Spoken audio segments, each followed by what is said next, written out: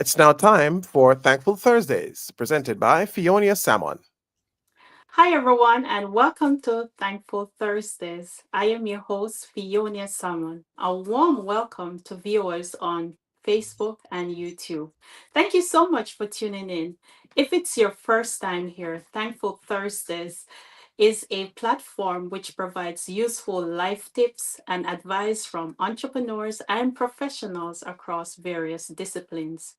Today, we're so excited to welcome back a familiar face and one of our most impactful guests, Coach Lee. If if you've been with us for a while, you'll remember Coach Lee for her insights on accountability. She's a seasoned accountability and productivity coach, speaker, criminal lawyer by day, and mentor who has helped countless individuals take control of their lives with clarity and purpose. This time, she's joining us to tackle a topic we all wrestle with: productivity, but not just get more done kind. We're talking about being intentional, sustainable, and meaningful productivity, the kind that moves you forward without burning you out. As always, Thankful Thursday is sponsored by Fionia Distributors LLC, the company which distributes my stainless steel barware sets and my motivational t-shirts featuring the title of my book, It Will Be Long But Not Forever. Be sure to subscribe to the YouTube channel at Fionia and Friends. Now, let's focus on our guests. Coach Lee, welcome to Thankful Thursday once more. Welcome, or I guess I should say thank you. It's good to be here again. How are you? How are you? Doing good. It's always a pleasure having you back with us. Last time you gave our listeners some powerful tools for staying accountable. Today we're diving into something that affects us all: productivity. When you think about productivity today, especially in a world full of distractions, how has your perspective evolved over the years? I think that for me and what I try to convey to others is that as you evolve, productivity evolves. So a lot of that is about looking at your systems. What might have worked in the past might not work now. And so when I look at and kind of think about the evolution of productivity, especially as the world has gotten busier, we have more access, more things demanding our time and our attention. We have to evolve as access evolves. Like if you look at back in the day when we were younger, how cell phones or technology might not have been a big a deal as it is now. That's Being right. that it is such a big deal now, that also comes with more distractions, more things that are taking your time. So I think as the world has evolved, we have evolved as humans. And as we have evolved, our definition and the way we look at productivity has also had to evolve, because if not, we can keep getting pulled into every which thing.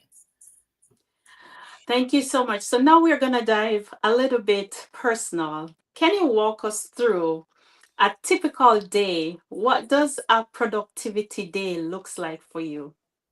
Well, one, I think we have to redefine what productive means, because Mm. we all do things, so we all can get things done, but are we doing things that are like moving us forward? So if we say, what does a typical productive day look like for me? It's going to vary a little bit, Monday through Friday versus Saturday, Sunday, because as you said, I'm a full-time criminal defense attorney. So Monday through Friday, we have to go to work in addition to all the other things. So for me, and some of you might listen to this and be like, this does not sound productive at all. But I'm going to give you a rundown of my Monday through Friday. Sure. So typically, I wake up at 2:30. I know y'all like, what? 2:30. Exactly. I wake up at 2:30, but I typically go to bed about 8:30 p.m. So I do get my rest. So I typically wake up at 2:30. I go through my morning routine, read my devotional, read my scriptures, read my personal development, all the things. And then typically I'm in my office by about between 4:15 and 4:30. That typically gives me about an hour to work on my business before I work out. I work out from home. So typically about 5:30, I'm pushing play on my workout. Typically wind that up about 6:15-ish. Get in the shower, get ready for work, leaving to go to work about 7-ish. Work is 8 to 5. Or, it'd be like 8:15 sometimes by the time I get there. But I leave about 4:45. But either way. And within that, I typically use my lunch break to work on my business. And then by the time I get home, 6:30, eat dinner, and then coaching calls, podcast recordings, whatever the case may be in terms of work. But within that, what are the things that I'm doing to be productive? So I have to identify, what does this day look like? Because as a full-time attorney, there are days where I'm in trial. There are days when I'm in court. There are days when I have to go to the jail. There are days when I might have to travel for a deposition. Or then there are days that I'm just in my office all day. And so when I look at and define productivity, it's looking at, what is my capacity? What's on my calendar for the day? So for example, today, I did not have court today. So my productive day, or my productivity for me today, was about, what do I need to get done in this office to prepare me for the rest of the week? And next week I'm starting a trial. So getting ready for that.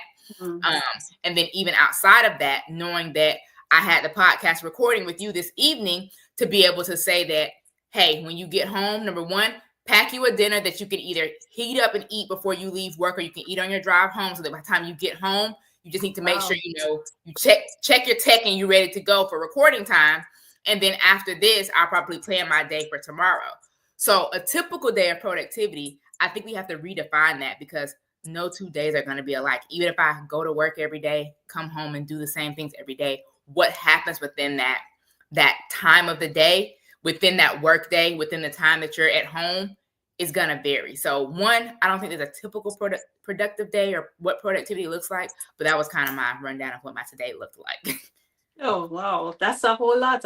You are super, super busy, but yet still it sounds like you're very organized. Is there a mindset that or repetition that sets your day? Like, is your morning routine the same every day? Yes. So my morning routine, that what I ran through for the morning up until, well, honestly, everything that I said up until leave to go to work is the same Monday through Friday. That's my morning routine, Monday through Friday. On the weekends, I don't have to wake up at 2:30. I typically sleep in until about 4:30, between 4:30 and 5:30, depending on if I have like an early client call or something like that.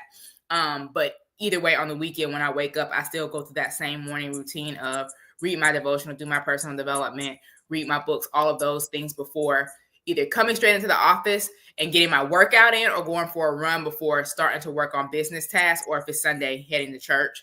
But morning routine, like true morning routine of what do I do immediately upon waking up, that's the same 7 days a week.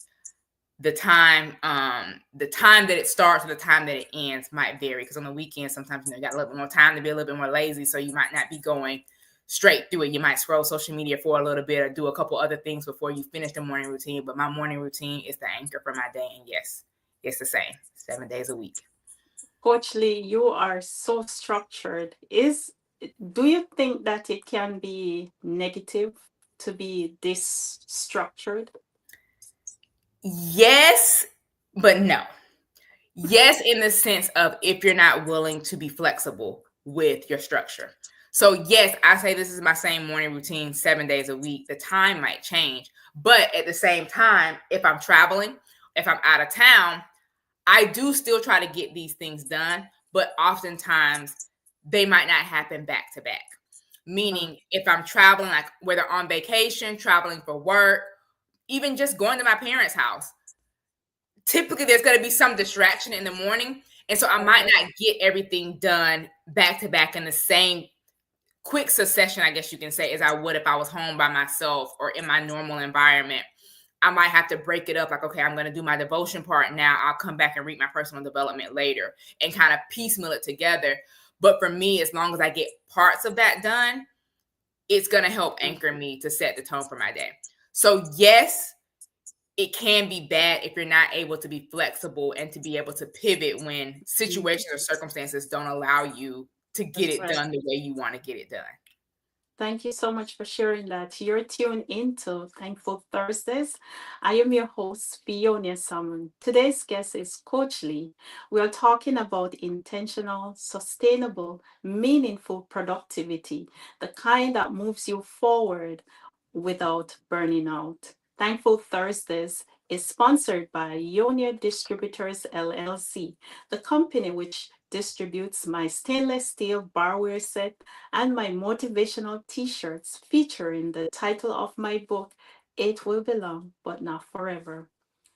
And also, if you don't subscribe to my YouTube channel, please go right ahead and subscribe. And if you're already subscribed, thank you so much.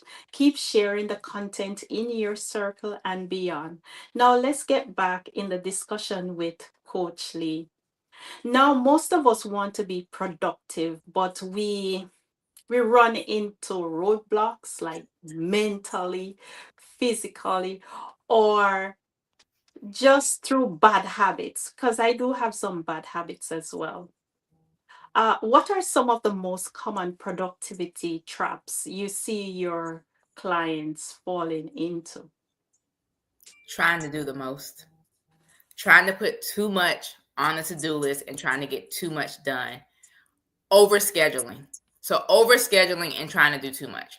We often, 9 times out of 10, is going to underestimate how long it takes to get something done. How many times do we say, and sometimes we know it's not going to really take 5 minutes, but give me 5 minutes, I'll be done with this. Knowing you still got to type 3 more pages, read 5 more pages, organize, X number of things. But we always underestimate. I don't want to say always. We often underestimate the amount of time it takes to do something until you actually consistently kind of time yourself doing tasks to get to the point to where you really can understand how long it takes you to do something. We underestimate how much time it takes to do something. And so as a result, we overschedule our day. And then as a result of that, you get frustrated that you didn't get everything done on your to-do list. But the reality is that even if you sit in your chair, your office, whatever it is that we're talking about that you're focusing on, and only worked on that, because of the fact that you underscheduled how long it was going to take you to actually get it done, even if you worked on it 24/7, that by default means that everything else you put on your to-do list is going to be behind. So you're not going to get it all done. Then you're going to be frustrated that you didn't get all the things done that you put on your list when realistically it wasn't possible for you to do so. So the biggest thing I would say is overscheduling and under planning in terms of how long it takes you to get something done.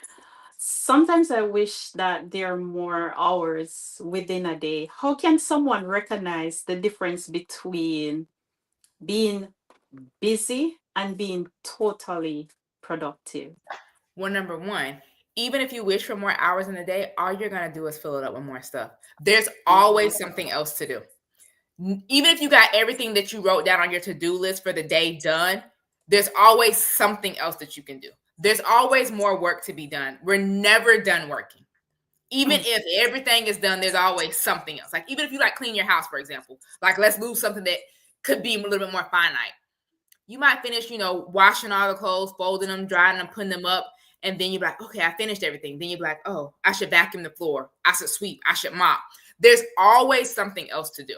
And so when we recognize the difference between being busy and being truly productive. So to me, the difference is, and what I tell people to look at is, we're all busy.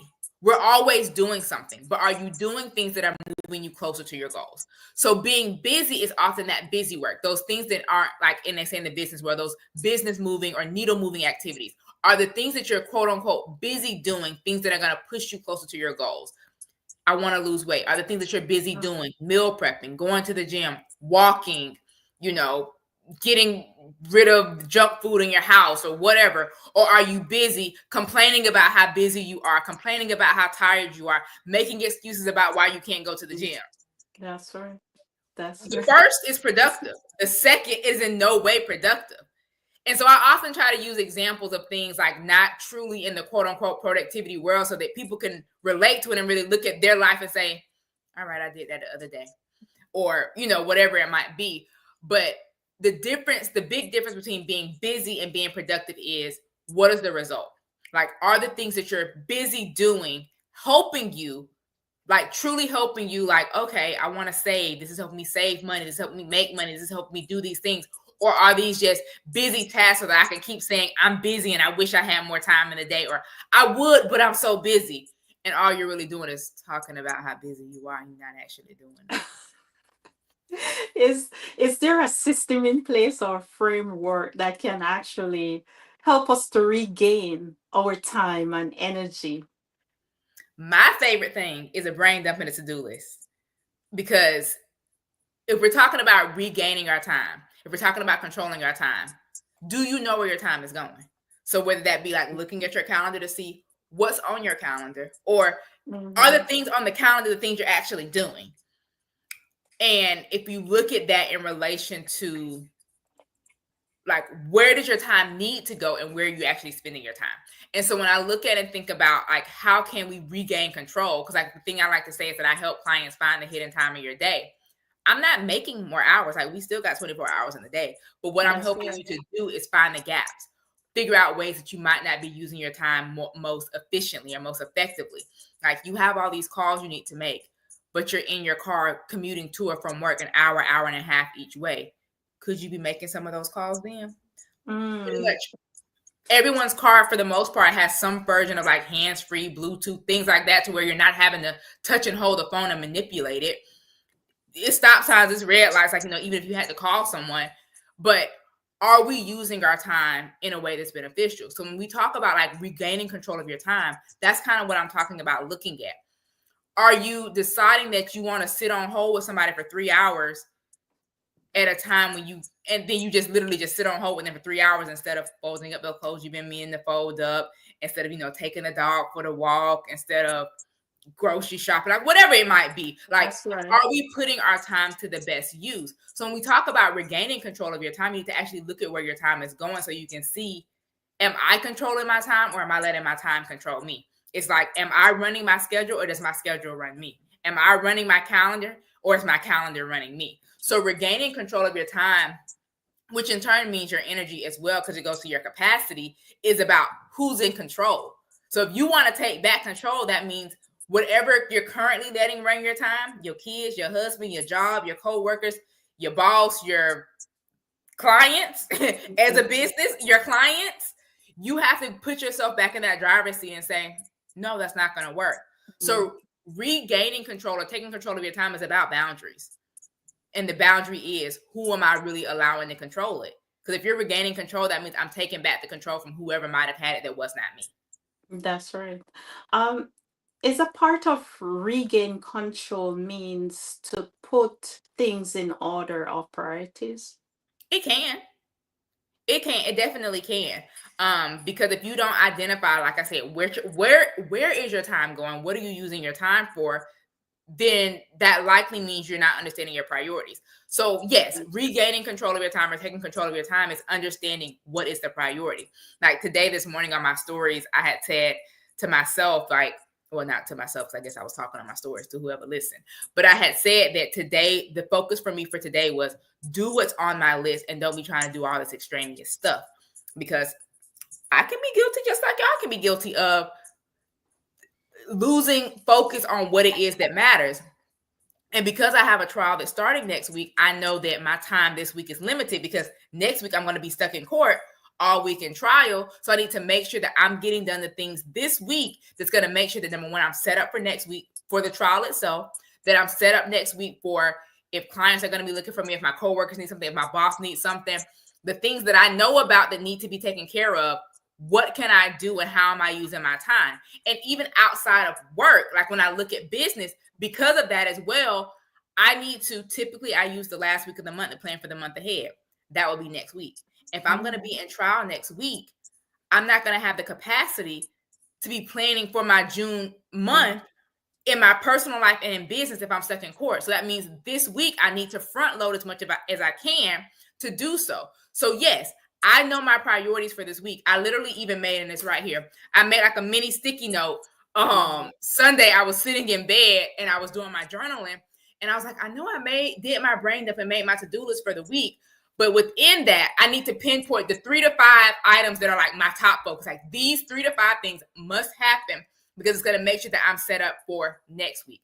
And I did the same thing. I made 2 mini sticky notes for work and business. That's not something that I honestly often do. I do my brain dump. I make my to-do list. I make my focus list. But it's rare that I make a mini focus list to remind myself of here is truly your focus. And that's because my next 2 weeks are going to be busy because after I finish trial next week, I have to travel out of town for a week for training for work. So essentially I have 2 weeks that I can't really get nothing done in work, business, and life because my time and capacity are going to be very limited. So yes, understanding and identifying the priorities is very much a part of taking back that control or taking control of your time. Would you agree that if you fail to plan, you plan Plan to to. fail? Oh, yes, ma'am. Mm, 100%. wow. Yes. Thank you so much. You're tuned into Thankful Thursdays. I am your host, Fionia Salmon. Today's guest is Coach Lee, and we're talking about intentional, sustainable, and meaningful productivity, the kind that moves you forward without burning you out. Thankful Thursdays is sponsored by Fionia Distributors LLC, the company that distributes my stainless steel barware sets and also my t-shirt featuring the title of my book, It Will Belong But Not Forever. Also, don't forget to subscribe to the YouTube channel that is Fionia and Friends. If you're already subscribed, thank you so much. Keep sharing the content in your circle and beyond. And let's get back into Coach Lee and let's continue to discuss productivity. Let's talk about solutions because your strategies are so practical and actionable. So, how do you personally use tools like time blocking, batching, or tech to stay ahead of the game or ahead of your day? I would say I use a little bit of all of them. So batching, I look at batching for me as more of that brain dumping and that to-do list aspect. But batching can also mean putting, because people might initially think of batching as like planning ahead and, putting a lot of stuff together. One way that I think about batching is like task, like what things can be combined together. They might be completely unrelated, but they might go together. Like how I was using the example of you need to call this place, that you need to make these appointments where but you Yes. drive, you have this commute time. Can you do some of that in your commute time? So I consider that like batching. What things go together? Because people a lot of times talk about how multitasking is bad. I Mm, disagree. Multitasking is very good, but what tasks are you putting together? So I kind of consider batching and multitasking similarly. Time blocking, I time block in different ways all the time. It's I look at time blocking, and it was something that I started really doing on my weekends. And then I started looking at and thinking about how I can factor it into my week. So because I work full time, my weekends are a big part of batching. So I do some batching. Like I kind of like brainstorm my content for the week, go ahead and get my videos and stuff recorded, record my reels. I don't necessarily schedule them all out and make the post 100%, but I take an hour to work on my content for the week. I take an hour to, well, not even necessarily an hour, but I take, 20, 30 minutes to do my brain dump, make my to-do list, update my calendar. So I do some true batching of tasks, but I also look at batching, like I said, as that multitasking aspect. But in terms of time blocking, because of the fact that I work full time and my weekends are often where I'm planning for the week ahead and in life and business and work, all the things, I use a lot of time blocking on the weekend. And what I used to do was divide my day into morning, afternoon, and evening. So morning is anything before 12, afternoon is 12 to 5, sometimes 5:30, and then evening is that time until 8, 8:30 till bedtime. And so I used to break up and kind of divide my day that way because I know that I'm a morning person and I know that my energy typically slumps in the middle of the day. And then I kind of get this peak around 6 to 7-ish, another like spike in energy. And so for me, when I'm time blocking, because I know my energy, like my energy flow, I choose my tasks that I'm going to work on at each part of the day based off of that. And I started doing that. I've been doing it for years, and I was doing it only on the weekend, and I wasn't doing it during the week. But then I started saying, like, why don't I do it during the week? I know that it's going to look differently during the week because of the fact that I work. So what I do for during the week from Monday through Friday is I treat it as my before work task because I use my lunch break to work my business, my lunch break task, and then my once I get home from work task. So it's still morning, afternoon, and evening, but the times are much more truncated in terms of what I'm able to get done. So I definitely also time block, taking into account, again, like I said, like my energy and my capacity. And then the last one I think was tech, right? yes. I use tech in the sense of I use Asana. So Asana is a project management tool, but I use it as a digital to-do list because I can sync it. So it's on my phone, it's on my tablet, it's on my computer. I have it on my work computer. You can use it on like the URL on the website browser as well. And so I use it to track my to-do list. So I put my task in there. I can assign them due dates. I can complete them when they're done. I also I have two boards. I have one that I have for like personal life, and then I have another board that I have for business. Wow. And so like the personal life board, not only do I have my to-do list and things like that, and within that you can set it up and you can customize it and set it up how you want. But like I have mine as my due today, my must do this week, my due the month, and then like my future tasks. And future tasks are like things that you think of that might not happen that often. So like fertilizing my palm trees. That's one that popped up for me this weekend. Fertilize my palm trees. That's something I have to do every quarter. So I keep it on the to-do list so I don't forget when I fertilize my palm trees. Changing my water filter. Every year, got to, re-register your car to get your registration up to date. So some of those things that I don't have to do every day, every week, or every month, but that are periodic, even like getting my AC service, because the guy's like, yeah, have us come service it every 18 to 24 months. You think I'm going to remember 18 months I need to get my AC service? No. Reminder is in there, so it'll pop up. So I literally have it kind of like broken down by, like I said, due today, due this week, due this month, future to-do list. And even within that, I also have like different sections. But like I have one for like my grocery list. So I keep my running grocery list in there. I even have one like the Christmas section, so that when I'm starting to think of things that I want for Christmas, I can just put it over there. So when somebody like, what you want for Christmas? Here you go. And then I have another board, like I was saying, for business, where I track where I keep like my content. So like I was talking about the batching of my content, I keep all those ideas in there as well, like my posts for the week and all of that, and ideas and client like reminders to follow up with clients, all that type of stuff. So I definitely also do use tech. There's a lot more tech that I probably could be using and using it differently, but for me, I'm kind of like a simple S person. But yeah, so that's kind of how I use those tools. Do you ever have like a downtime in your schedule where you do nothing at all? Well, define nothing. Like watch Just nothing, just chill, just watch television and don't think about anything, just a I chill don't moment. know that I cannot think about anything, but yes, I do plan time to read, listen to, like sometimes I'll do audiobooks. Normally if I'm doing an audiobook, I'm typically doing something else because I'm moving around. But I plan time to read, I plan time to watch TV. I have these like 3 puzzle games that I'm playing on my phone that I really like to play my puzzle games. But I sometimes combine those tasks together still. Not necessarily the reading. Reading is typically I'm like eating or something like that. But yeah, I do have downtime, but I also plan my downtime. And I know y'all are like, why are you planning time to relax? Because like I was talking about me knowing my energy cycles, like I normally will plan like my TV time for when I'm in that energy slump. And I'll sit, watch TV, play a game on my phone, something like that. But to me, that's still being intentionally productive because I know that if I was trying to force myself to work, whatever task I was doing would probably take twice as long because I'm not in the mindset to work because this is my energy slump. So I plan downtime, and people might think like, why am I planning it? But also, can't you just sit still? My boss used to say this all the time. Like, can't you just sit still and do nothing? And I'm like, not really. I feel like that's a waste of time. Because sometimes even when I'm watching TV, I'll do something else, whether that's folding my clothes.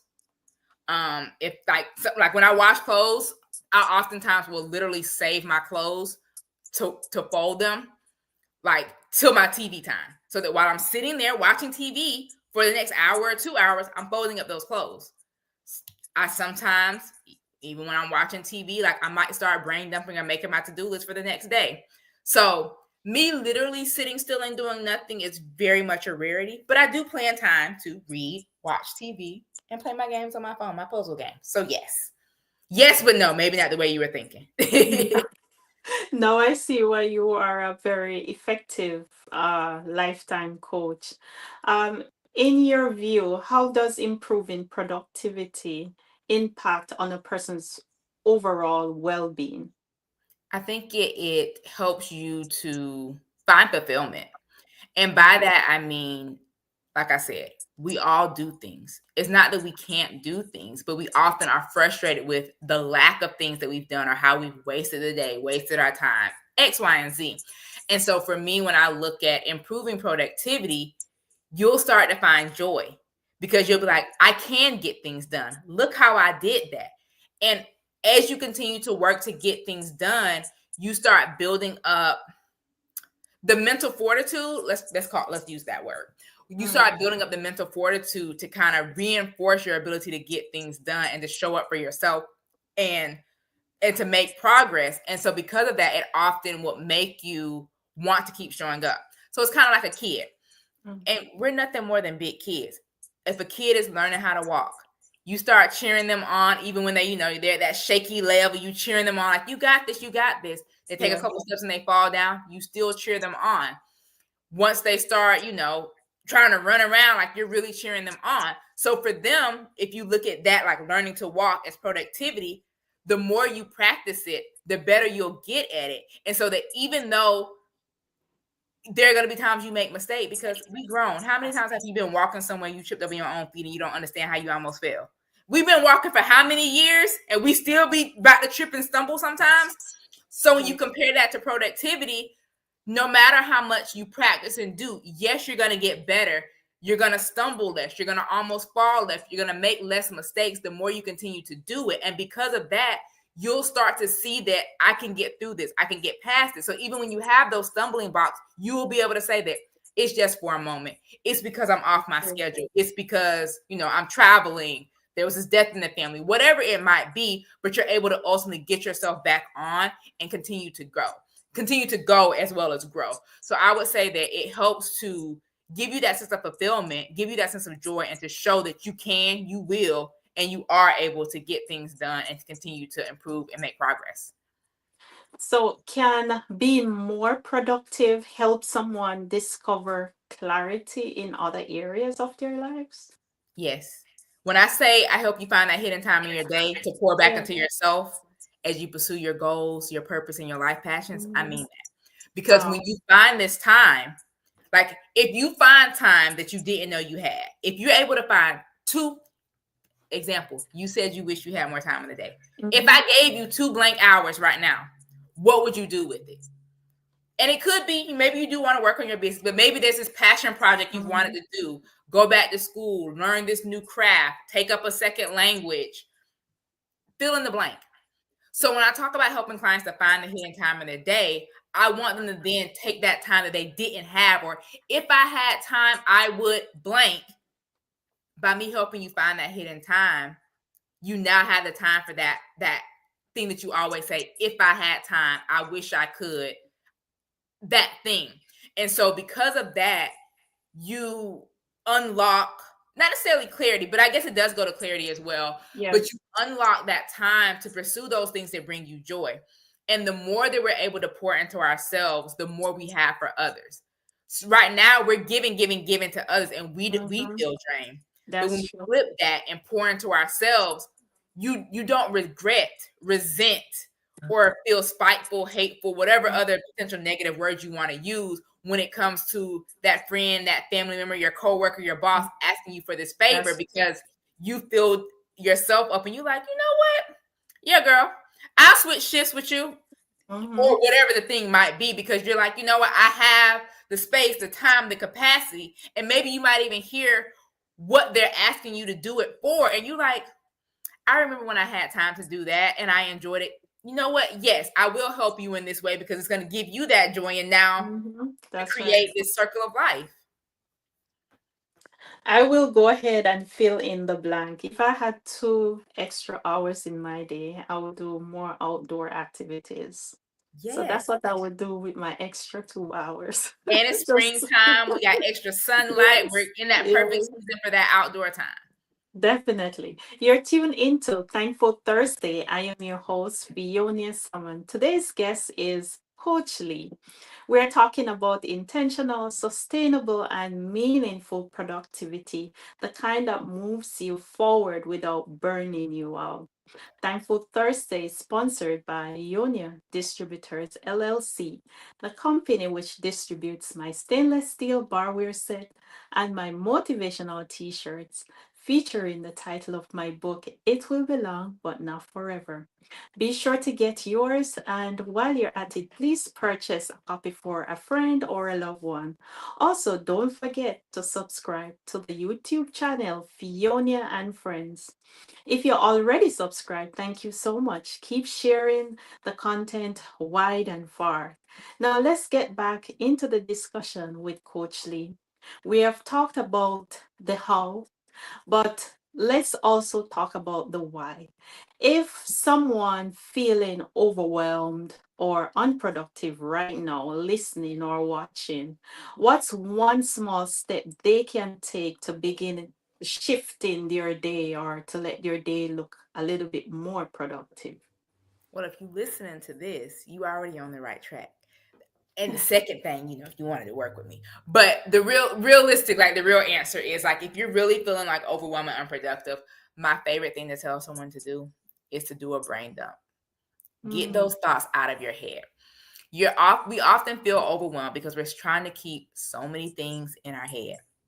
Right. How often do you walk to one room, Mm. reminding yourself that you're going here to pick up, I gotta go take the trash out. I mean, you go and you walk into that room and you standing there looking like, what did I come in here for? It happens all the time. But it's because, and unconsciously, you're also thinking about what you need to do tomorrow, what you're gonna have for dinner. Don't forget that 2 weeks from now, I gotta do this thing. I know it's a statistic that says that we have so many thoughts, so many thousands of thoughts every day. We have so many things in our head, and we keep trying to hold on to them, saying, don't forget this. I'm not going to forget this. There's no way I'm going to forget this. And then you forget the very thing. Mm-hmm. So if we take the time to do a brain dump, i.e. clear your head of all the things that you're thinking of. Like, I do a brain dump every week, at least one. And then when I have those days at work, in life, in business, where I feel like I don't know what to do, and you just like, how you get those feelings, you just want to like stand in one spot, you just want to scream, you just want to tell everything, like, sit down, shut up, give me a minute. Take your minute. Take it. Like, literally, get out a piece of paper. If you on your phone, if you just got to find some random scratch paper. Literally, when I do my brain dumps, it's whatever piece of paper is closest to me, because I'm not trying to make this thing pretty. I just need to get this out of my head. Like, the way that I even made this mini sticky note was because when I was sitting in bed on Sunday, I kept thinking about, like, I know I need to really be focused this week, and I know I said I needed to do these things, but I need to make sure I get these things done. And all the things that are on this mini sticky note were things that I had already written down for my brain dump, but my brain was like, these are the things you need to you absolutely have to get done. So I wrote them down. And you might not think it might sound weird, but I know every time that I do a brain dump, like I feel the release. Like, as I'm writing, I feel like the weight, the stress of it melting off, because now that I have it in front of me, I can start strategizing. Because when it's all in your head, you're trying to move pieces around in your head, but they all in your head, and so you can't see them. Whereas if you take the time to write it down, you can start seeing that. Kind of goes to that batching and that time blocking. What things can I do together? What things go together? Okay, if I finish this, that takes part of this, next thing away. Or when I go to the doctor over here, I'll already be, by the post office. Prime example, this morning. I'm the treasurer for for an organization, and I needed to go to the bank and I needed to go to the post office, but they're the opposite direction from home. I had to go to the jail yesterday, so what I was supposed to do was, after I left the jail, go to the post office and go to the bank. But the folder, the reminder that I created for myself, was in the trunk, because I had to put my purse in the trunk when I went into the jail, and so I forgot to take it out when I got out of the jail, so I didn't see it until I got to the office. So this morning, number one, I brought those items into the house so that I don't have to take them back to the car, which will remind me to go do the things. But it was kind of like, I know I don't have court this morning. This is the best day of the week for me to get this done, because the rest of the week I kind of have things already scheduled, and I'm going to really need to be maximizing my time. So I'm like, I'm going to leave home, 5 or so extra minutes early. The post office opens at 8. I should be able to be there by 8. The bank, I wasn't sure if it opened at 8 or 9, because I kept seeing 9 o'clock, but the drive-through opened at 8:30. So I'm like, if I can be to the post office mighty quick after it opens, it'll probably take me 10 or so minutes in the post office. By the time I drive to the bank, the drive-through should be open, and then I'll get to work. 8:35, I think it was 8:37. I pulled into the parking garage at work. But before I actually made it to work, I took care of 2 tasks: post office, bank. and made it to work. Because typically I get to work between 8:15 and 8:30. So I still got to work basically at the time I normally get to work. But I knocked out 2 things that I needed to get done. And I tried to do one of them last week, but the post office I went to said, no, you have to go to the original post office. And so I had got the runaround on that, even though I called ahead of time to try to make sure that I could do it at the location that I was going to. I was told yes, but then physically it was no. But I planned and prepared for it. And so when we look at it and kind of think about like the overwhelm or even the like how you can start shifting, like I knew that I needed to get these things done. And I was like, what's the strategy? How can I make this happen? How can I get this done? And so literally taking the time to get it out of your head and onto paper lets you visualize what it is, and you can start seeing. Sometimes it's literally the intersection of work, life, or business, or whatever areas of your life you're thinking of and you're focusing on. I know that a lot of listeners will be like, I want to be like Coach Lee. Is there any book, quote, or resources that can really help to shape your own productivity mindset? Well, you want a book, Lee's Laws of Productivity. I wrote it. Awesome. You want a resource? You can book a free personalized productivity audit with me. Like, you want my brain? Those are 2 things that are literally my brain that you can use. But really the mindset, like the biggest mindset shift that you can have is your thought or your belief around your ability to do it. Because if you don't believe that you can, you can't. A phrase that I like to say a lot is if you change your perspective, if you change your mindset, you'll change your life. Perspective is the way that you look at things. If you change the way you look at productivity, look at your ability to get things done, then you can change the way you think about the way you get things done or your ability to get things done. And as a result, your life, i.e., your ability to get things done, is going to change. What we say to ourselves, what we speak to ourselves, and what we think to ourselves matters. The more negativity you put out in the air, the more negativity you're going to get. That's right. Is there anything else that you like to share with the listeners? Just start. Don't worry about some big trying to make a mountain. Just make a little anthill. Just start. Don't try to overwhelm yourself. Don't try to completely overhaul your life overnight. Just start. Start and start small and build that consistency, build that habit. We talked about repetition. We talked about, creating frameworks and systems. Those all start one thing at a time. Once you get the hang of one thing, you can start adding on. I talk about waking up at 2:30 in the morning. I didn't just one day wake up and say, I'm gonna start waking up at 2:30. I used to wake up at 5:30 and I moved it back, or moved it up, I guess I should say, over time in 15 and 30-minute increments until I got to 2:30. And where can they find you if someone is looking to get a accountability coach or a productivity coach? Where can they find you? I'm at legally.me everywhere, which is LEGALLEE.me. Like that's my Instagram handle, my Facebook, TikTok. My website is www.legally.me. Like not .com, not .org, .me. Like legally.me everywhere. Thank you so much, Coach Lee. Thank you for joining us on another episode of Thankful Thursday. Hopefully, we'll have you back in the near future. So this is where we close Thankful Thursdays. Thank you for tuning in. Remember now, we are on every second and fourth Thursday in the month at 7 p.m. Eastern Time. So don't forget to share with your friends and family. As always, don't forget to subscribe to the YouTube channel, that is Fionia and Friends, and be sure to get a stainless steel barware set and also t-shirt, my t-shirt featuring the title of my book, It Will Belong But Not Forever.